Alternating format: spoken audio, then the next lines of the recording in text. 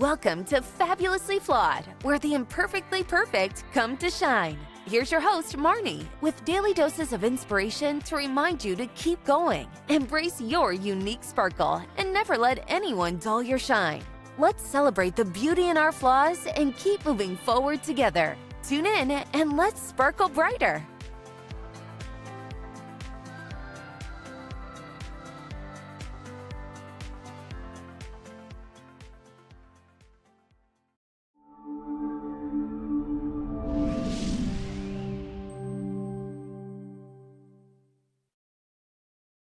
So, hey everybody, welcome to Fabulously Flawed. I am your host, Marnie, and I have been obsessing over this guest forever. He is known as the Inner Peace Police. I'm sorry.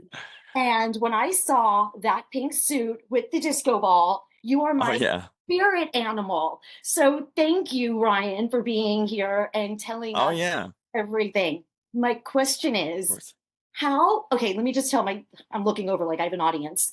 So I'm scrolling through Instagram and I see you, I think you were roller skating or. Yeah, I think so. With this disco ball helmet in a pink suit, telling people, inspiring people. And I'm like, how can I hold on to you and do this with you? And basically. Hey, well, thanks for that. I'm glad you liked it and enjoyed it. How did you start that? Like, that was just the idea of playing to discover, like I have my Instagram, I do different characters and I perform on TikTok live as like a sunshine and as like this Shakespearean poet. And then so I was like, I did this idea of like, let's just play, I had this desire to order, Bashar, I follow this dude. I don't know if you know that guy where he talks to aliens. He's like, do what excites you most. Yeah. And so I'm like, hey, I would like to get a pink suit, and then I was like, if I get that, I'm going to need some kind of like cool helmet and goggles. And so I just found it. And then when I ordered it and then when I got it, I was like, hey, let's play. Let's see what this character is. And I did this on TikTok. And I'm like, it's got kind of cop vibes. And so it came together through just the act of doing it, that whole thing of where you don't have, just allow yourself, right, as a creator, as a person to say, hey, I'm going to discover this as I go along. And just trust. And that was one of those instances where it just kind of came together, and then I was like, oh, here we go. I love it when it works out like that. Like it doesn't always work out like that. Sometimes the least amount of effort turns out to be mind blowing. The ones you plan end up being the most rickety. So I've had so many of those experiences where you make your opus short film and it's a disaster and you're like, oh, that hurts so bad. And then you wake up and you're like, oh, let's do this. And it goes great. So you're from LA. So I have to imagine you were an actor. That was my goal, right? That was my dream, since I was younger, to be like actor, comic. But one thing I learned is like we can put ourselves in these boxes, as you grow up, and it can crush you, these expectations, these dreams, which has been a big part of my life. I have to tell you, I speak your language. When I was 20, I was like, or 23, I was like, I want to be in commercials. So I'm in Miami. I took every acting class. That's all I did was to take improv and just one acting too. This casting director, that casting, Terry Burland, this one, that one. And I don't know where that name came from. Then I realized I was 24, 25. I was too young to be high school, college, but too not looking to be a mom. I didn't have my place. So I wasn't in college, but I wasn't mom. So I went and maybe booked a handful of things, but then I ended up working as a casting director. And I booked tons of SAG Nationals. And then my boss closed down, and then I was an agent in Miami Beach. Okay. So you know it all. I've been obsessed to have you as talent because you're funny. And so that's where I was getting at. I understand your background completely. Oh, yeah. I definitely went for it for so long. I experienced all the trials, And then eventually you open up and you're like, hey, why am I looking at myself as just this box of actor, comedian, whatever? Why don't I just open it up to creative person? And that helped me a lot because then I was like, I ended up creating this animation, which started my Instagram exploding. I was animating true stories from people around the world. And so that's originally, so I was like, I wasn't even on camera. I was just like, I am doing this. So that's what the Instagram originally exploded. And for like 4 years, I did that. And that was one of those things where you're like, I never saw myself as doing that. But when you let go of these expectations after, because sometimes as you probably felt, when you try for something so hard and it's not happening, you're like, well, if I'm co-creating my life with the universe, what is the universe telling me? Is the universe saying it's not redirection? Just keep going that way. And keep yeah, but it's so painful as you're going through it because you're like, and everyone in your life almost sometimes I wish I never told people in my life my dream because I was like, how's it going? And you're like, then you got to face the, like, and then what helps me, I don't know if there's people that are listening to this that are struggling as a creative, is I had to come to terms with, hey, if my dream is to be an artist, as long as I'm creating, aren't I living my dream? Whether it's getting results or not. Yeah. And aren't I growing? Like you start to, when you let go of that pressure, I don't know if you probably put a lot of pressure on yourself. I could imagine when you let go of that, then you can breathe. And that's when things come. That's when you actually remember to enjoy it. You're like, oh yeah, I started on this because it made me feel alive. The days that I'm recording without camera, for example, I am so much funnier because I'm not looking how I look. Like I focused on the vanity, which caused my insanity. Vanity caused my insanity. Oh yeah. I mean, I've had a really crazy, fucked up life, really bad. So I'm sorry. I love it though, because I am able, like I said, to put myself back. I use that analogy forever. I'm a Studio 54 disco ball that has been broken so many times, but best thing about breaking is coming back and shining. Well, that's what you realize, where you can transform like the negative and make it, that whole thing of making it work for you. When I wrote the book, exactly, I said in my introduction, I stopped saying, why is this happening to me and what can I learn from it? And you're taking all of your experiences, and you have no idea. When people see you on the street, do you hear every single time, I needed to see you today? Every time somebody says, there's been so many beautiful things have happened, which feels good when people reach you. A lot of times via Instagram, via messages. And on the street, people will say, here in North Carolina, maybe in Los Angeles, people wouldn't, because there's so much craziness going on there, maybe not going to notice you. But here in North Carolina, people are like, hey, what's going on? And they want to be a part of it. And then I tell them, and that's one thing that I like too about, because, growing up doing comedy and stuff, a lot of people were worried about pranks and stuff. And so they're kind of on the nervous about you a little bit, but when I'm rolling around as a sunshine or as this cop in pink, people are more excited and they're receptive to that open energy, which I like that. I like that, like when you put out a love vibe, feel that, and that opens you up to them, because one of my main things is like, what do we need more right now than connection and community? And I ask myself all these questions as a creator. I'm like, what am I doing? Like that, I know you've probably done Venn diagrams where it's like, what does the world need? What are you good at? What can you actually do? I had a breakdown so many years ago, struggling to make it. And you do all the self-help books. So I've tried all that, and it all adds up. It all builds, inside of you. And you're always growing. Reinventing yourself. And you have no idea. They may not even say it to you, but I don't get wowed very often. I always say, if I can get wowed by it, it's wowing, because so it takes a lot. So when I saw that, I was like, I've never in my life seen something like this. This is, well, that's so cool. Spirit, and you are everything that I love. And it's your energy. Well, thanks for that. It's such a top tier feeling to get from you. And people feel your energy. Well, I appreciate that. That is my hope. And, to me, I'm just someone who's like, I'm always creating. It's all I think about. It's just so deep in who I am, that these individual pieces are just like, it's just one thing for me. And I'm just glad that it worked out. But in my mind, there's like, there's just so many things. And it's just cool when something hits, and really beautiful when, because social media is like a slot machine. It's like going into a casino. You never know what video is going to go off. And so it's so beautiful, because my account kind of had died a little bit from the animations, and I stepped away from it when Instagram went more towards the reels. Like mine was a carousel in 10 different languages of the animations of people's stories. So when they left the carousel kind of format and focused on the reels, I was like, well, I can't really translate that many languages anymore. So my thing's kind of dead. Wow. And then that's why I was like, hey, well, let me go play around on TikTok and look at it as a sandbox. Wow. And that's where I ended up you discover more stuff when you're like, because you could burn out when you do the same thing over and over again. Even the animations, even though I felt beautiful about it, there's like an excitement phase. And then sometimes things, when they don't grow and they plateau, you ask yourself, well, am I growing as an artist? Am I growing as a creative? And so, Now, and most people, though, wouldn't keep going. That's what makes you a badass, because you keep going. Some people get stuck and they go, I give up. You don't give up. yeah, It's amazing. yeah, well, okay, so I have to actually try to give up before. So this is an interesting thing. And I don't know if you've heard like art critics sometimes where they're like, hey, if you're a creative person, it never leaves you. You're stuck with it. You can't get out of it. So there was a phase where I was auditioning all the time. I was doing stand up. I was doing different kinds of performances. And, I had a baby and I'm taking my baby to these different auditions and I don't have much money and I'm really struggling and things are falling apart. Like I was in, 3 pilots, they don't go. There's so many different ways it falls apart where you're like, this is crazy. And so I had a bit of a breakdown, and I'm not sure if it was all from that, but all that unpredictability of your life and having a kid.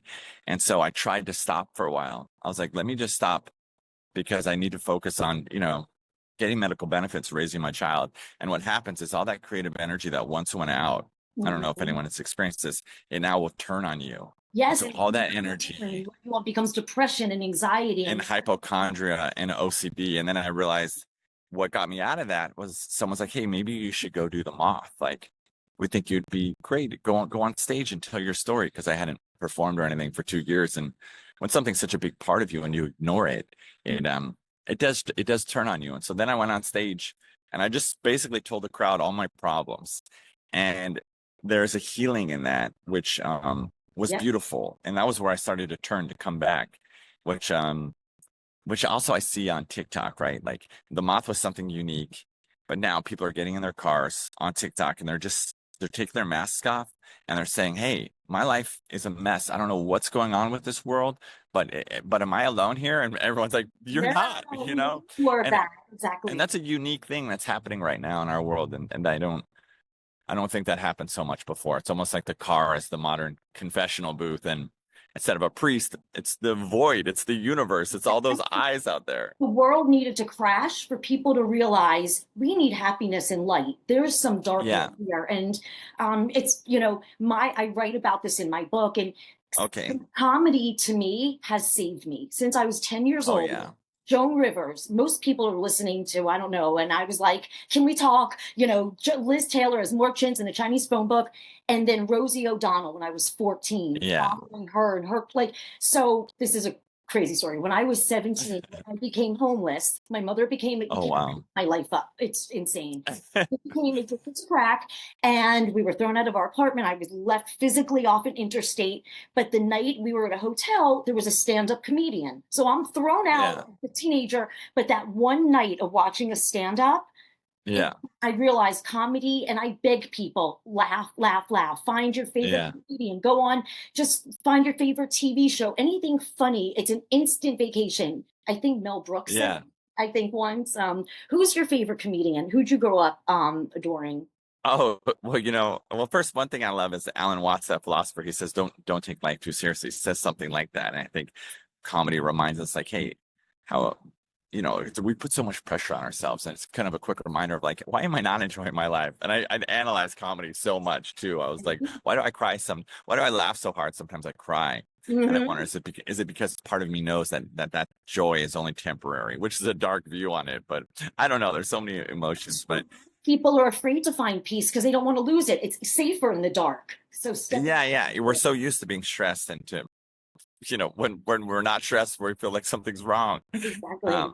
For me, my relatives were probably my first. I come from like a really wild family, and so my grandmother was the first person that I never seen make people laugh just from her behavior. She was just in New Jersey, drinking her tall boys, smoking her Marlboro 100s in her bikini by the pool, in a fight with the neighbors, like talking me into like going over and throwing their furniture in the pool. Just this wild.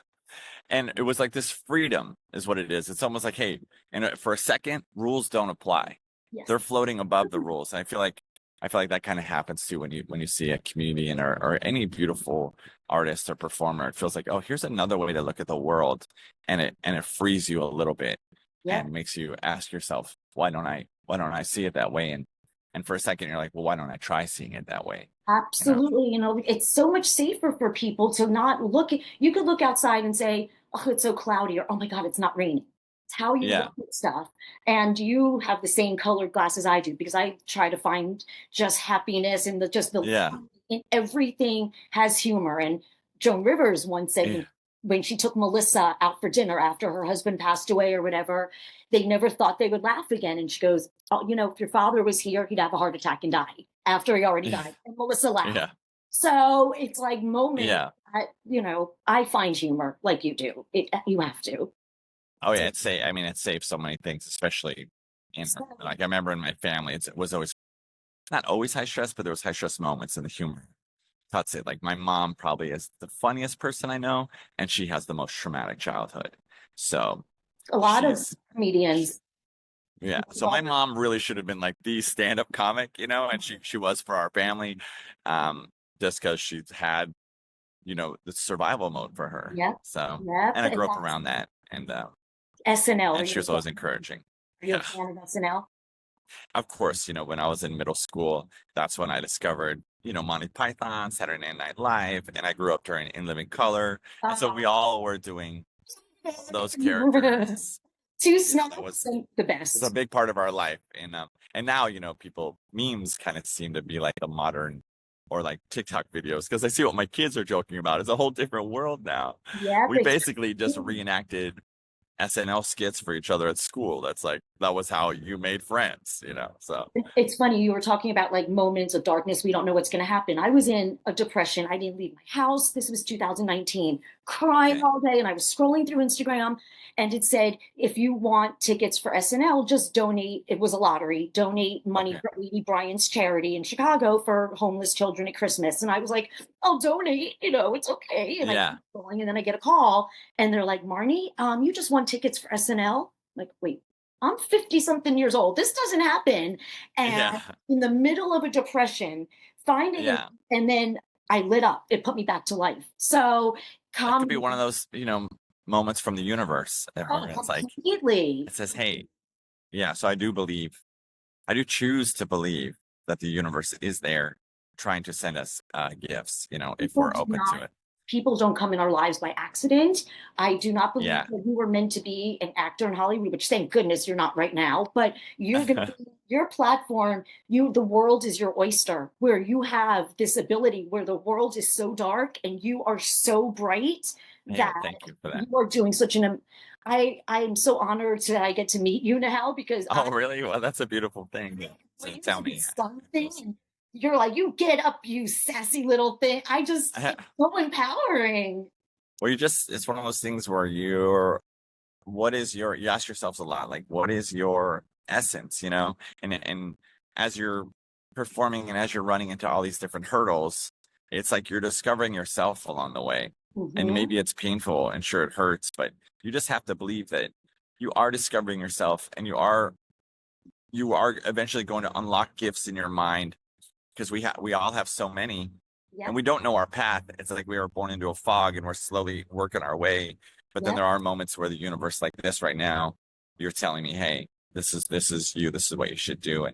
And see, even me, I'm still in the fog. I just kind of do everything, and I'm like, what's the universe telling me now? Because I let go of whatever I thought didn't work. Nope. So just doing and trying to live in that way of like trusting that the universe will match up.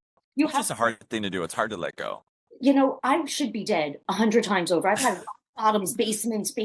Oh my gosh. Scooped up. I have fallen, but I wouldn't be here as resilient and able to tell people, keep going. What you think is bad, the universe has greater plans for you, for all of us. So when I look back at what I thought I wanted when I started this, I never thought I would tell people that I'm crazy, mental health or whatever. I was so proud. Then I made one video and it just stumbled upon everything. But when I do the TikToks, like my voiceovers, I always think, be Kristen Wiig on SNL and you'll let your guard down. So that's what I do. I'm like, okay, I'm on SNL. It doesn't matter how far out I put myself. Yeah. Well, I feel like that's a really important discovery along the way, is learning how do you communicate with yourself? Like, we're all our own unique puzzle of madness. And so you have this thing where you say, I'm Kristen Wiig on SNL. and that frees you up. That unlocks you to let yourself shine, as bright as you can. And everyone in their own life, a different mantra, a different thing's going to work. Like, and that's also part of the discovery. Like, how do you talk to yourself? How do you let yourself go and unlock all the magic that is in you and everyone? Everyone, I believe, comes with so many different gifts, and They it's don't want easy to to shut down. Yeah, but It's easy to drift by. So I tell people, whether you're a manicurist, a hairdresser, a chef, whatever you are, be the best at that you love, and that's it. And stop comparing, because we're all different. Your journey is different from the guy next to you, and I wish people would understand that and not hold themselves back in fear of what people think, which is silly because they're going to talk anyway. But yeah, and also just the idea I love is that everything you do in this life is creation. Our conversation right now is creation. I was in the Netherlands on a job, and I was waiting to get these French fries in line, and the woman who was working spoke 7 different languages. And I said, hey, when I got up there, I'm like, I just want to let you know, I noticed that your energy, you connected with everybody. She's like, well, I don't just serve French fries. I try to give everyone a little bit of love. And I'm like, I felt that from like 7 people back. And that's also a reminder, everything we do, like, what are the best moments of your life? Was it really when you had this great success, or was it this private moment of maybe somebody smiled at you and they gave you this gift of their energy? Everything is a creation. Of course, in our world, I grew up seeing like the big rewards, when you climb the mountain. But then when you actually look, when were you the happiest? What are the moments? And even when I've won things, maybe 5 minutes, the monster inside my mind will calm down. Where it's like, okay, we did that. But then 5 minutes later, it's like, what's next? And you're like, wow, that's like, it will never stop, as an actor, you can appreciate this. I was an agent in my early 30s. Oh gosh, it was another lifetime ago. But I remember it was a SAG National, and they wanted this one guy. But he didn't have his passport properly, and all the other. What happened? It didn't matter. The guy already got it. It was already done. We can't stress over. We can't upset ourselves. What's out of our control, and only control what's in our control. You did the best audition. Leave it at that. It wasn't meant to be. And sometimes the universe already knows. He knows with everything. Everything's already pre-planned. People come into our lives, and I believe that. I was just going to say, sometimes you feel that too, and it's hard to know those feelings. So sometimes I would get an audition, and I would feel that I'm going to get this part. Now, how would I know that I would get this part? Well, the universe knows, and somehow maybe the timeline is close to me where I have that part, and then you would usually end up getting those parts or getting close to it. And I was like, God, that's weird. Like, did we see the future, or was that meant to happen? Or you believe? I love, like, auditioning you is a dream, because it's like, okay, you're at the park with your girlfriend, go, and you know how to make it funny. I loved auditioning comedians and everything else. The models, not so much. It's hard. Okay. I mean, it's like pulling teeth, but they're gorgeous. Gorgeous. Oh yeah. Having somebody that has that comedic timing, when you crack up the clients and the producers, I love it. I love that. I will say too, what's fun, I'm thinking back on my auditions, was I loved when it was improv, because sometimes that's when you open yourself up as a channel. And you feel, when I'm thinking about my greatest moments creating that high that you get, I do it on my TikTok lives. I do a lot of improv, and I almost feel better doing that than I do in my real life. Real life, you're in the matrix struggling. And then when you're doing the improv, it's like you let go and you just trust that something's going to come out. And so sometimes I had some auditions where it was, we just back and forth improv comedy with the person. And that was of course that was nerve-wracking, but when it excites you, it feels like, oh, well, that's your thing. Maybe. When I do my podcast, I say, I love doing this right now because I'm in the moment doing what I love. Yeah. So it takes me in my own world that I choose. And I just love it. And I think you're just so amazing. Really. I have to do you just stay in your area, or do you travel places? So I moved here 2 years ago, just looking for a life change from LA, because you're like, okay, what am I doing here now? Like like you can with your phone. I'm performing now that more than ever just here in my backyard. This is my stage. I have a fire pit there, and I dress up as this poet, and I do this interactive poetry by the fire, like trying to bring, like, we're back in the 18th century, So that's like my TikTok live. When's your next live? When? How I often? do it Monday, Wednesday, Friday at night for like 2 hours. And what I like about this format, it's a new theater, right? The TikTok live and streaming is, I've been doing it about a year and a half, and it's collaborative because you're like, oh, some people don't want to just be passive, viewers anymore. They want to be a part of it. They want that connection. They want that sense of community. And so it's about creating, hey, we're going to create this poem together. And, I'm constantly just reminding people like, hey, you are an athlete of the mind. Let's play together. No, I have to. Yeah, I just did it last night and it was fun. And then the same thing I do, I dance as a sunshine in the park during the day. I dress up as the sun and I dance for a couple hours, just basically cheering people on. Like I did this Enneagram test. It sounds silly, but a divine message can come from anywhere, right? So because I'm struggling as a performer, as a creative, and I'm taking all the tests, just like a simple online test where it's like, what is your Enneagram? Right. And it comes up cheerleader. It says you're a cheerleader. And that word really vibrated with me. And I thought, let me lean into that. Why not? And then when I did, the sunshine is basically just a cheerleader cheering people on, and even the police officer, and just trying to wrap. Really, we're talking to ourselves because we've dealt with all the things that are holding us down. Oftentimes, people can relate to them. So all the things that the sunshine will say, I'm basically just telling my own mind. But people are like, yes, we are all crazy, and struggling. Like I tell people, even if you wear a shirt that says I am loved, somebody's going to read it, whether it's about you or not, and they'll feel good. So anytime you can make someone feel good. But what you do, I am just so blown away. I didn't know anything about you other than the disco ball and the suit. Oh, cool. I had no idea about your acting, your comedy, anything about you. I mean, I am so enthralled that. Oh, wow. Hey, thanks for this. Really, because okay. in my house, the word was like bookable, because I used to say not very bookable. And try to there's a flood. Was I bookable? And to this day, my daughter, who's 25, will watch TV and she'll see a commercial. She'll go, was that a hard casting? And I'd be like, yes, it was. Because, and SAG extras and background and all that. So, they're big. Yeah. Yeah. We speak fluent. Yeah. Okay, no, you are just a dream. So thank you. So thanks for having me. What's your TikTok profile and your Instagram? My TikTok is Cracks in the Kingdom, because I originally started doing, I just was random. People are like, dude, you got to check out TikTok, because, I already did, in my mind, our brain wants to stop. It's like, dude, you already did Instagram. We're not climbing another social media mountain. But then I was just off work, and I had this king hat, and I just was floating in the pool, and I did this king improv on taxes. And it was one of those moments where that just ripped through Instagram and through TikTok. And I thought, okay, well, here we go. That's a cool thing. Because a lot of times you do need the energy coming from the universe. A lot of times you can be like, you need that encouragement. I know that we're supposed to be driven and do it no matter what, but it does help, right? It does help. It's a reminder of like, oh my gosh, okay. And I felt like a reminder of like, hey, let's perform. Let's get back there. Let's do it on TikTok. And so it's all called Cracks in the Kingdom.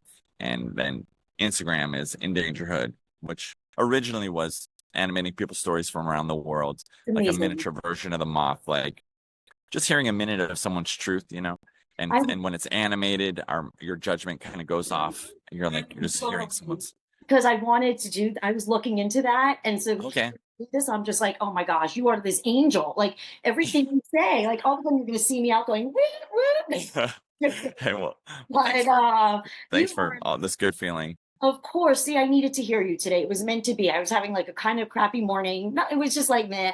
But now I just feel so energized and happy. It's working. That's the beautiful thing about, people. We can be there for each other. We can be each other's medicine.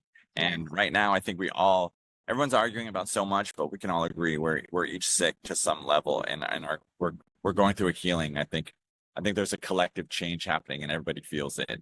No pun intended, but you are human sunshine in human sunshine in human form. No pun intended. Yeah. I mean, it's funny how that character came up, because I did this past life regression, and then I was like, well, if we go way back, if we all go way back, we were a piece of a star, right? So I'm like, it was a funny bit where I'm like, hey, look what I used to be in my past life, the sunshine. And then I just kept going with that, because sometimes when it feels good, it's almost outside therapy, you know, that they say like heal your issues from the inside. But if you dress up as the sun and you go dance and you move your body, I always say get out of your mind and your body into your life, and you start to feel better when you're existing in the now moment, you know. I am just so excited to keep following you and smiling. Oh, hey, well, thanks for this. Have a great day.